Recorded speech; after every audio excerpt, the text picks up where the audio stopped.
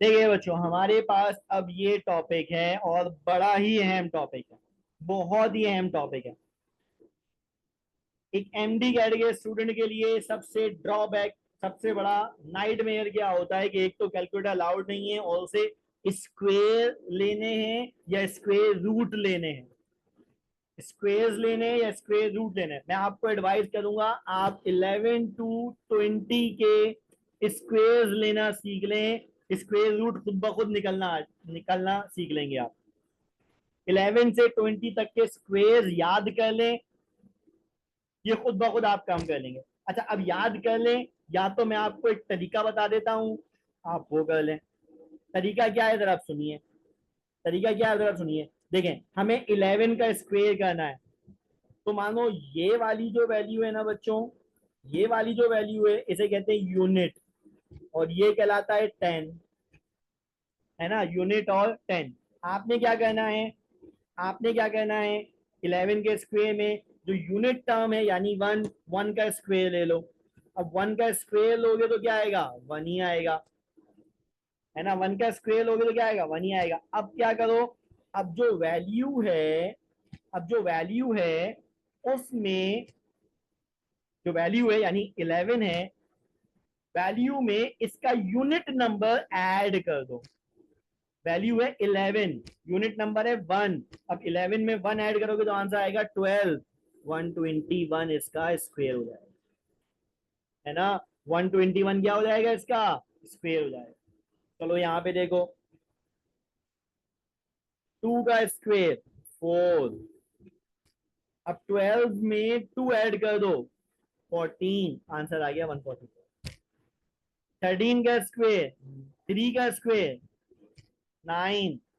13 में 3 ऐड करे 16, ये आ गया इसका स्क्वेयर। 14 का स्क्वेयर, 4 का स्क्वेयर, 4 का स्क्वेयर 16 होता है, 16 का 6, 1 गया कैरी, है ना। डिजिट यूनिट वाला लिखेंगे, 10 वाला कैरी कर देंगे। अब 14 में 4 ऐड करो, आंसर क्या आया, 18, है ना। वैल्यू में यूनिट ऐड करते हैं, वैल्यू क्या है 14, यूनिट क्या है 4, तो 14 में 4 ऐड करा 18, और 1 कैरी भी तो दिया गया है, इसे भी ऐड करो, तो 18 प्लस 1 बिकम्स 19। 196 इसका स्क्वेयर हो गया, 196 इसका स्क्वेयर हो गया। आई बच्चों बात समझ में, आई बच्चों बात समझ में। अच्छा, 15 का स्क्वेयर करो, 15 का स्क्वेयर करो क्या हो जाएगा, 5 का स्क्वेयर 25, 2 कैरी किया, 15 प्लस 5 20, 20 प्लस 2 22 किया गया। 6 का स्क्वेयर 36, 3 कैरी हो गया। 16 प्लस 6 22, 22 में 3 ऐड करे 25 किया गया। 7 का स्क्वेयर, 7 का स्क्वेयर 49, 4 कैरी हो गया। 17 प्लस 7 24, प्लस 4 28। 18 का स्क्वेयर, 8 का स्क्वेयर 64, 6 कैरी। 18 में 8 ऐड करा 26, फिर 6 ऐड करा 32, क्या आंसर है। 19 का स्क्वेयर, 9 का स्क्वेयर 1 81, 8 कैरी गया। 19 में 9 ऐड करा 28, 28 में 8 ऐड करे 36, 360 का।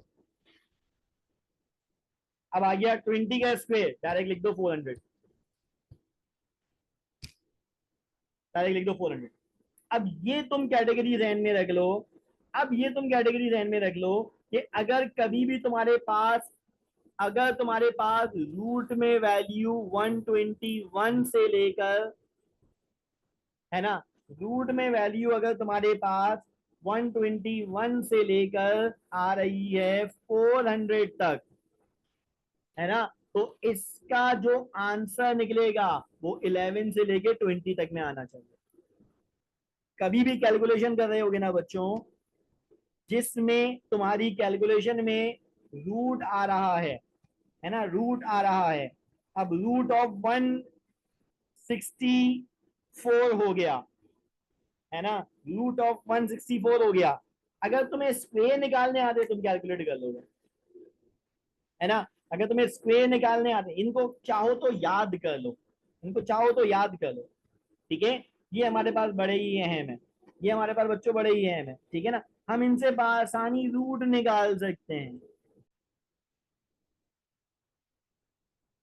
देखिए हम कैसे स्क्वेयर्स की मदद से रूट निकालते हैं। मिसाल के तौर पे मैं आपसे कहता हूं कि हमारे पास एक सॉल्यूशन बना जिसमें रूट की वैल्यू आ रही थी 142, है ना।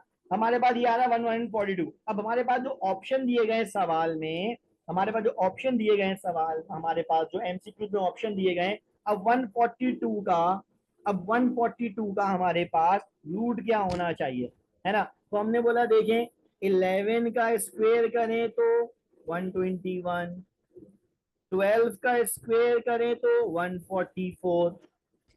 अब अगर मैं नोट करूं तो ये जो 142 है, ये जो 142 है वो यकीनन इन दोनों के दरमियान की वैल्यू है ना, इन दोनों के दरमियान की वैल्यू है। तो इसका जो आंसर आना चाहिए बच्चों वो भी इन दोनों के दरमियान का होना चाहिए, जो आंसर आना चाहिए वो भी इन दोनों के दरमियान का होना चाहिए। मानो मुझे ऑप्शन दिए गए, ए ऑप्शन है 12, बी ऑप्शन है 11, सी ऑप्शन है 11.1, डी ऑप्शन है 11.9, ई ऑप्शन है 12.1। अब इनमें से कौन सा दुरुस्त हो सकता है, इनमें से कौन सा दुरुस्त हो सकता है। तो हमने बोला देखिए हमारे पास जो स्क्वायर निकल रहा है वो 11 और 12 के दरमियान की वैल्यू बन रही है ना। हमारे पास जो वैल्यू दी गई है बच्चों वो क्या है, 11 के स्क्वायर और 12 के स्क्वायर की दरमियान की वैल्यू है। 11 से बड़ी है, 12 से छोटी है ना। यानी एग्जैक्टली 12 का स्क्वायर नहीं है तो ये ऑप्शन कट गया, एग्जैक्टली 11 का स्क्वायर नहीं है ये ऑप्शन कट गया। अब क्या ऑप्शन बचे, एक बचा 11.1, एक बचा 11.9, एक बचा 12.1। अब इनमें से अगर मैं कहूं कि ये वैल्यू 144 से छोटी है, अगर ये वैल्यू 144 से छोटी है तो इसका मतलब 12 या 12 से ज्यादा आंसर नहीं हो सकता। अगर 12 नहीं हो रहा तो 12.1 भी नहीं हो सकता। तो आंसर कहाँ होना चाहिए, अब या तो 11.1 आएगा या 11.9 आएगा, या तो 11.1 आएगा या 11.9 आएगा। अब इन दोनों में से कौन सा होगा, तो मैं कहूंगा देखिए कि क्या आंसर 121 के करीब है या 144 के करीब है। आंसर 120, मतलब ये जो तुम्हारे पास रूट बना हुआ है वैल्यू जिसका तुम्हें रूट लेना है वो 121 यानी 11 के करीब है या 144 यानी 12 के करीब है। तो हम कहेंगे देखिए ये 144 12 के करीब है। तो जो आंसर आना चाहिए वो 12 से छोटा तो हो लेकिन क्लोज टू 12 होना चाहिए, है ना। आंसर 12 से छोटा तो होना चाहिए लेकिन 12 के करीब होना चाहिए। अब 12 के करीब कौन है, 11.1 या 11.9, तो हम बोलेंगे देखिए 11.9 12 के करीब। अब जब इसका स्क्वायर रूट लोगे 142 का तो वो 11.9 के करीब पता। बच्चों बात समझ में आई, बात समझ में आई। अगर स्क्वेयर्स निकालना आ गए तो रूट किस तरह मैनेज किया जा सकता है, बात समझ में आई, अप्रोक्सीमेशन समझ में आई।